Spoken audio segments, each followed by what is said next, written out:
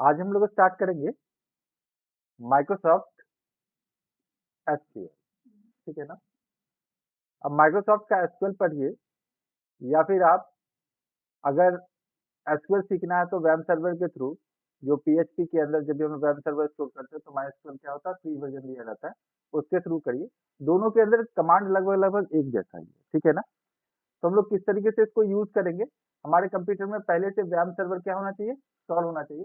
Web server के ऊपर double click करेंगे, जैसे डबल क्लिक करेंगे हमारे ट्रे के अंदर, यहाँ देखिएगा ये ट्रे है आपका। ठीक है। इस ट्रे के अंदर वेब सर्वर का आइकन ऑटोमेटिकली रनिंग मोड में आ जाए। ठीक है।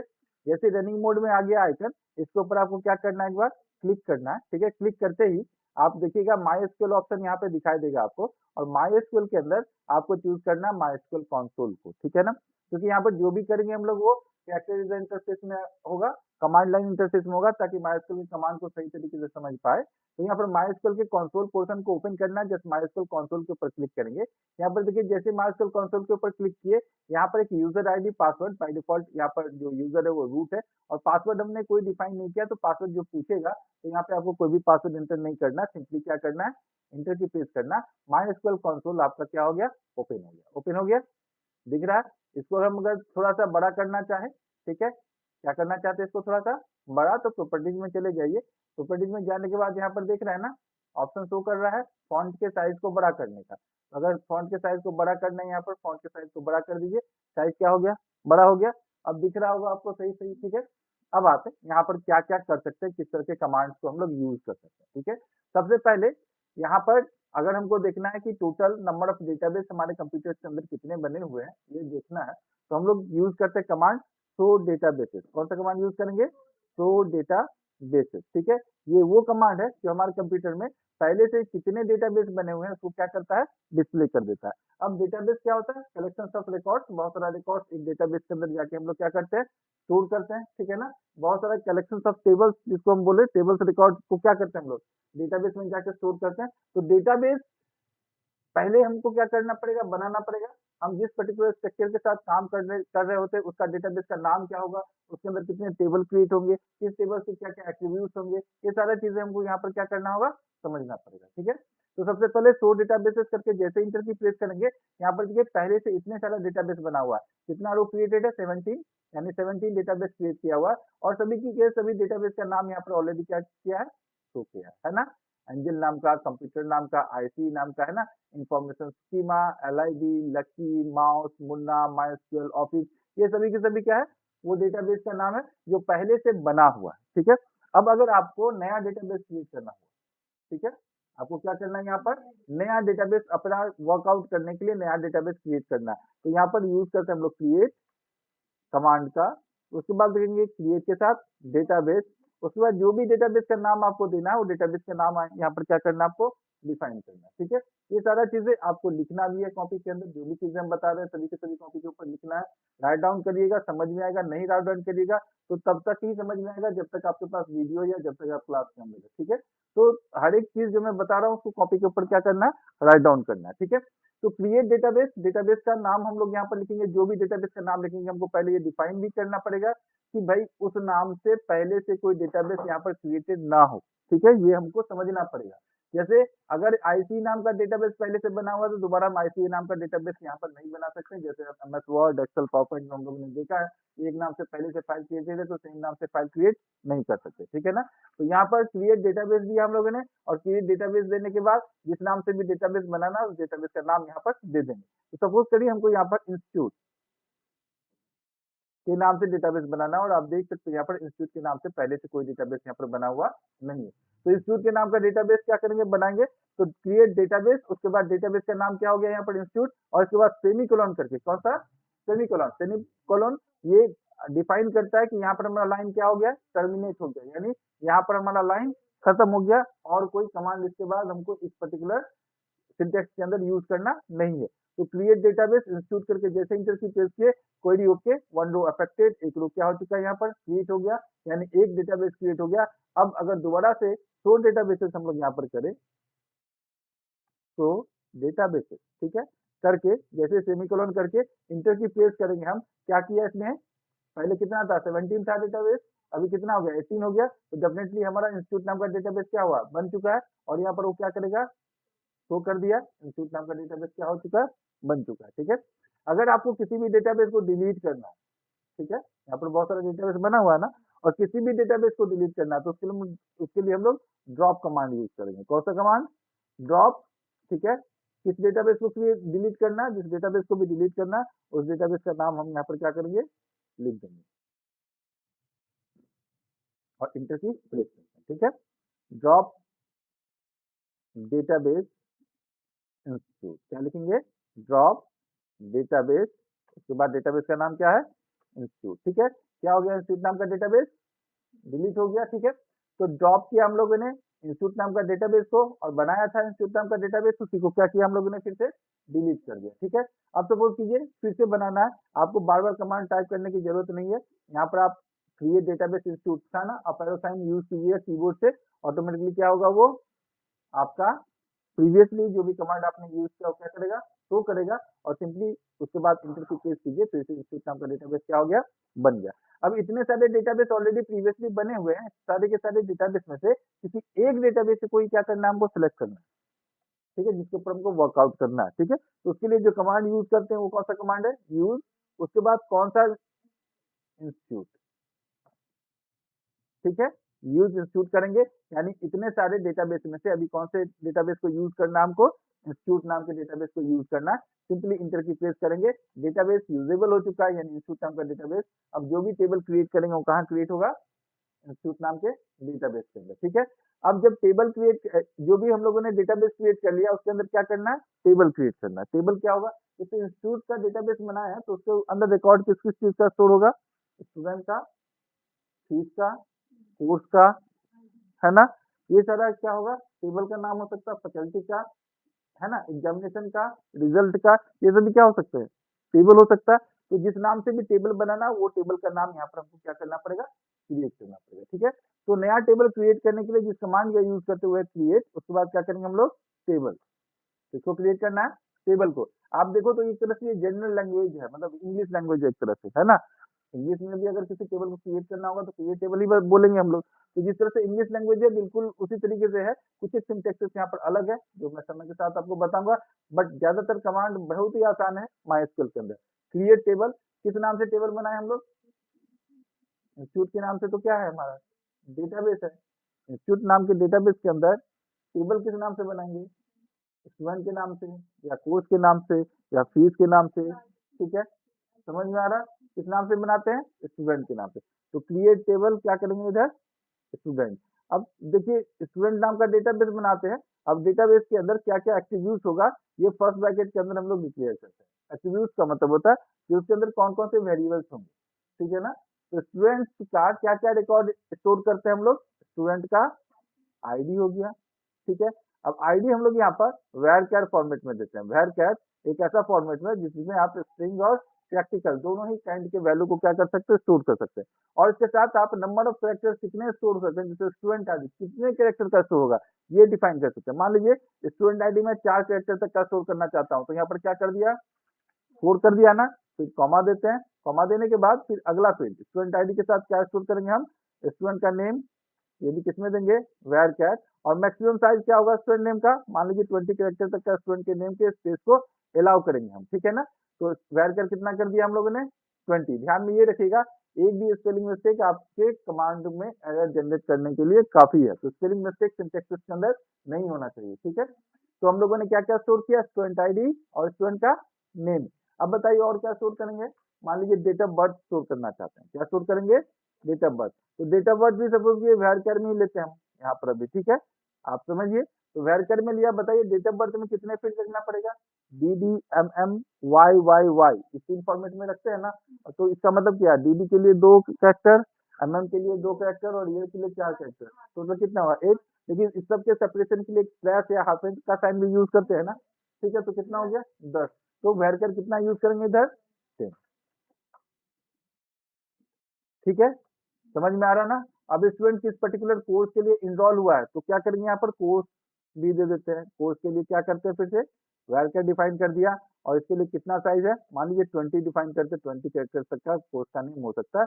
और लास्ट में एक और देते हैं जिसे हम लोग क्या बोलते हैं, फीस। फीस इंटीजर वैल्यू है, कैलकुलेशन होगा, इसलिए क्या यूज करेंगे हम लोग, INT, ठीक है।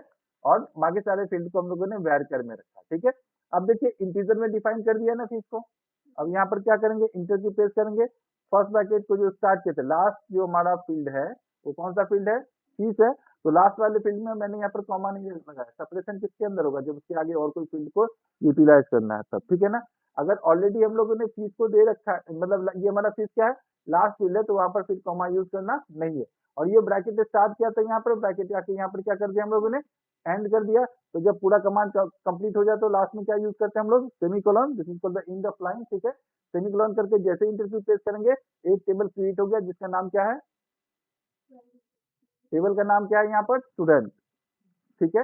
जबकि डेटाबेस का नाम क्या है, इंस्टीट्यूट। तो इंस्टीट्यूट नाम के डेटाबेस के अंदर स्टूडेंट नाम का टेबल हम लोगों ने क्या कर लिया, इधर क्रिएट कर लिया, ठीक है।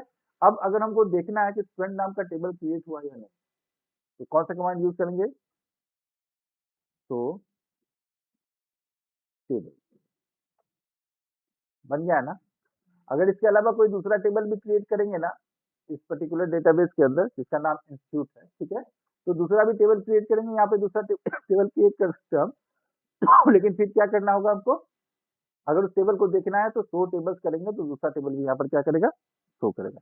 अब अपना यहाँ पे रिक्वायरमेंट ये है कि एक और टेबल क्रिएट करके देख ले कि दूसरा टेबल इंस्टीट्यूट नाम का जो डेटाबेस है उसके अंदर क्रिएट होता है या नहीं। तो चलिए दूसरा टेबल भी क्रिएट करते हैं, CREATE, क्रिएट टेबल। टेबल का नाम यहाँ पर फी दे देते हैं हम लोग, ठीक है ना। क्रिएट टेबल क्या हो गया, फीस, फर्स्ट ब्रैकेट स्टार्ट करते हैं। अब देखिए यहाँ पर फी के लिए क्या होगा, फी का आईडी या स्टूडेंट आईडी इंटर करते हैं हम लोग, स्टूडेंट ही फीस देगा ना, तो स्टूडेंट आईडी, इधर भी क्या करेंगे, वैर कैश, इसके बाद फिर से फर्स्ट ब्रैकेट स्टार्ट करते हैं, 4 कैरेक्टर तक का स्टूडेंट आईडी हो सकता है, ठीक है। इसके बाद क्या होगा, फी अमाउंट, ये किस में होगा, इंटीजर में, फिर से कॉमा देते हैं, इसके आगे भी देना है, और डेट, किस डेट को फीस पेड किया है, ठीक है ना। तो यहाँ पर सी डेट लिख देता हूँ, पेमेंट डेट, ठीक है ना। इसको भी क्या कर देंगे हम लोग, वैर कैश, ठीक है। और कितना दिया था डेट के लिए, 10 दिए थे ना, तो यहाँ भी क्या देते हैं, 10, मान लीजिए 3 ही इसके अंदर रिकॉर्ड क्या करना, आपको इंटर करना, और ब्रैकेट को क्या करेंगे इसके बाद क्लोज करके सेमीकोलन करके इंटर की प्रेस कर देते हैं। अब टेबल फीस नाम का भी क्या हो चुका है, क्रिएट हो चुका है। कैसे देखेंगे कि फीस नाम का टेबल क्रिएट हुआ है नहीं, कौन सा कमांड यूज करते हैं हम लोग, तो टेबल, ठीक है। और इंटर की प्रेस करेंगे, पहले से स्टूडेंट टेबल था, अभी कौन सा टेबल हो गया है, फीस टेबल भी। तो आप जितना भी टेबल इसके अंदर क्रिएट करना चाहो उतना बार टेबल को क्रिएट करने के लिए कौन सा कमांड यूज करते हैं हम लोग, क्रिएट टेबल कमांड, ठीक है। अब जो टेबल क्रिएट हो चुका है उसके अंदर रिकॉर्ड क्या करना है, हमको इंटर करना है, ठीक है। अब मान लीजिए स्टूडेंट नाम के टेबल के अंदर रिकॉर्ड इंटर करना है और स्टूडेंट टेबल पहले से बना हुआ, अब हमको याद ही नहीं किसके अंदर कौन कौन सा फील्ड यूज किया था हम लोगों ने, ठीक है ना। इसके अंदर कौन कौन सा फील्ड यूज किया ये हमको याद नहीं है, और अभी क्या करना है हमको, इसके अंदर डेटा रिकॉर्ड एंटर करना है। फील्ड नहीं याद रहेगा तो डेटा रिकॉर्ड एंटर नहीं कर पाएंगे, ठीक है। तो अगर हमको देखना है कि कौन कौन सा टेबल इंसर्ट किए थे तो उसके लिए कमांड यूज करते हैं, डिस्क्राइब। कौन सा कमांड यूज करेंगे हम लोग, डिस्क्राइब, DESCRIBE, डिस्क्राइब। किसको डिस्क्राइब करना है हमको, टेबल को, कौन से टेबल को, स्टूडेंट नाम के टेबल को डिस्क्राइब करना सपोज करिए, ठीक है। तो देखिए शो कर दिया ना, एक एक तरीका ये है। एक तरीका ये भी है कि आप इस टेबल को नहीं यूज करें और सिंपली डिस्क्राइब स्टूडेंट कर दीजिए।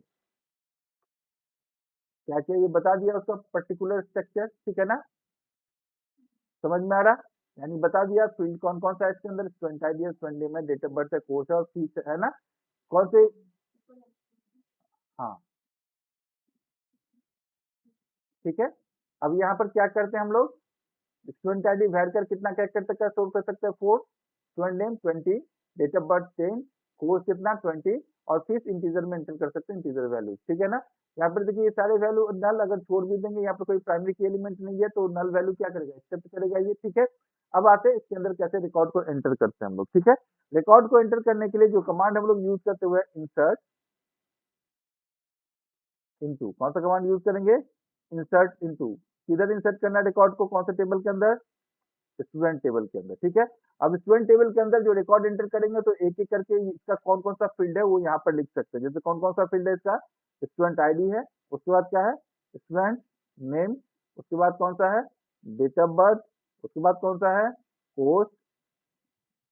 अब देखिए यहाँ पर कोर्स का स्पेलिंग ना, आज मैंने वहां पर क्या कर दिया, गलत कर दिया, वो बाद में कैसे करेक्ट करेंगे वो मैं बताऊंगा आपको, ठीक है ना।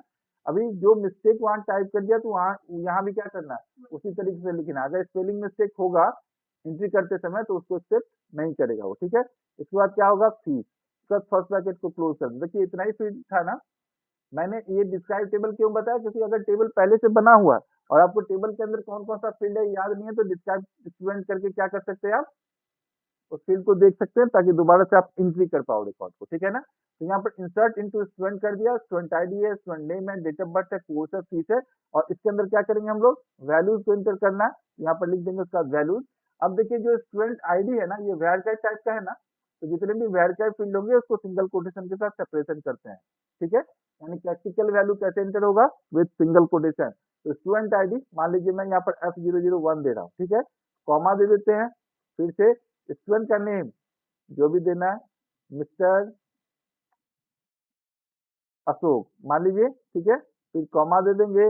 इसके बाद क्या है, डेट ऑफ बर्थ, जो भी उसका डेट ऑफ बर्थ है, 2/2/2005, ठीक है, सिंगल कोटेशन क्लोज, फिर कॉमा दे देते हैं। उसके बाद किस कोर्स में वो इनरोल्ड है, उसके लिए भी वेरिफाइड वैल्यू ही होगा, क्यों, क्योंकि वो भी वेरिफाइड है, तो प्रैक्टिकल वैल्यू सिंगल कोटेशन के साथ क्या करेंगे, सेपरेशन करेंगे। मान लीजिए बेसिक कोर्स के साथ इनरोल है ये स्टूडेंट, फिर से सिंगल कोटेशन को क्लोज कर देते हैं, कॉमा। इसके बाद फीस है ना, फीस किस टाइप का है, इंटीजर टाइप का है ना, फीस क्या है हमारा, इंटीजर टाइप का है ना। तो फीस जब इंटीजर टाइप का है तो यहाँ पर सिंगल कोटेशन लिखने का जरूरत नहीं है, डायरेक्टली आप क्या कर सकते हो, उसको डिफाइन कर सकते हो, ठीक है। फर्स्ट ब्रैकेट को क्या करेंगे, इसके बाद क्लोज कर देंगे, उसके बाद सेमीकोलन कर देंगे और इंटर की प्लेस। जैसे इंटर की प्लेस की क्या बताया, कोई ओके वन रो अफेक्टेड, यानी हमारा एक पर्टिकुलर रो क्या हो चुका है, क्रिएट हो चुका है। अब हमको क्या करना है, दूसरा रो भी क्रिएट करना है, ठीक है। तो फिर से अप एरो की प्लेस करिए, यहाँ पे अप एरो की प्लेस करने के बाद क्या होगा, यहाँ पे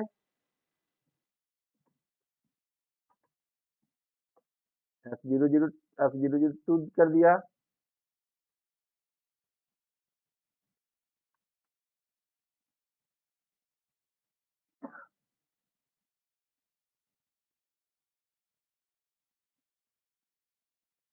डेट ऑफ बर्थ इंटर कर देते हैं यहाँ पर,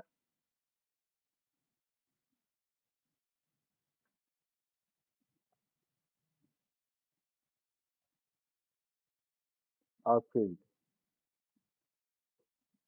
ठीक है, यहाँ फीस भी चेंज कर देते हैं और इंटर की प्लेस कर देते हैं। दूसरा रिकॉर्ड भी क्या कर दिया, शो कर दिया। अब आप जितना भी रिकॉर्ड इंटर कीजिए सारे के सारे रिकॉर्ड को क्या करना है, आपको देखना है। तो देखने के लिए जो कमांड यूज करते हैं वो क्या है हमारा, सेलेक्ट स्टार यूज करेंगे फॉर ऑल, ठीक है। स्टार फ्रॉम कहाँ से देखना, कौन से टेबल से देखना हम लोग को, टेबल का नाम क्या है, स्टूडेंट टेबल के अंदर जो जो रिकॉर्ड एंटर किए सबको दिखाओ। सेलेक्ट स्टार फ्रॉम स्टूडेंट, यानी स्टूडेंट रिकॉर्ड में जितने भी रिकॉर्ड्स आपने इंटर किए हैं सभी के सभी रिकॉर्ड को क्या करना है, आपको देखना है। इसके लिए क्या यूज करते हैं, स्टार। देखिए 2 रिकॉर्ड इंटर किए थे ना हम लोग, आ गया ना पूरा, ठीक है, दोनों रिकॉर्ड आ गया। अब सपोज कीजिए यहाँ पर सभी के सभी रिकॉर्ड शो कर रहे हैं, लेकिन आपको किसी स्पेसिफिक रिकॉर्ड को ही देखना है। जैसे मैं यहाँ पर लिखता हूँ select student ID comma student name, ठीक है, कॉमा सी फ्रॉम कौन से टेबल से, स्टूडेंट टेबल से। तो अभी ये क्या करेगा, बाकी का सारा डिटेल छोड़ देगा, सिर्फ और सिर्फ स्टूडेंट आईडी, स्टूडेंट नेम और सी क्या करेगा, इधर शो करेगा, ठीक है। तो इस तरीके से क्या कर सकते हैं हम लोग, जो भी टेबल क्रिएट करना है, अभी हम लोगों ने क्या क्या देखा, इस तरह से हम कोई डेटाबेस को क्रिएट करते हैं, डेटाबेस को कैसे डिलीट करते हैं, टेबल को कैसे क्रिएट करेंगे, टेबल के फील्ड्स को कैसे हम लोग मैनेज करते हैं, कैसे उसको हम लोग डिस्क्राइब करते हैं, कैसे डेटा को इंसर्ट करते हैं, कैसे डेटा रिकॉर्ड को देखते हैं, और डेटा को अपने अकॉर्डिंग कस्टमाइज करके देखना होगा तो किस तरह से कमांड यूज करते हैं। ये सारे के सारे कमांड मैंने आपको यहाँ पर बता दिए, ठीक है। तो हमको लगता है कि आज के लिए बहुत है।